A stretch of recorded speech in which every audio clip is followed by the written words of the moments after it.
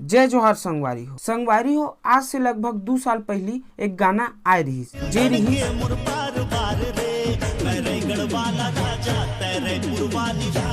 जेला लिखे और गाए रही से नितिन दुबे सर जी है। ये गीत आते ही छत्तीसगढ़ के साथ साथ पूरा भारत में भी छा गए रही और छत्तीसगढ़ के ऐसे कोनो क्षेत्र नहीं हुई जिहाँ अभी भी शादी में ये गाना नहीं बजत हुई। गांव हो या शहर सभी जगह ये गाना है सुने जाता और ये गाना के ही कारण नितिन दुबे सर जी ला 2 अवार्ड भी मिली से और आज ये गाना के दूसरा पार्ट भी रिलीज करेगी है जे है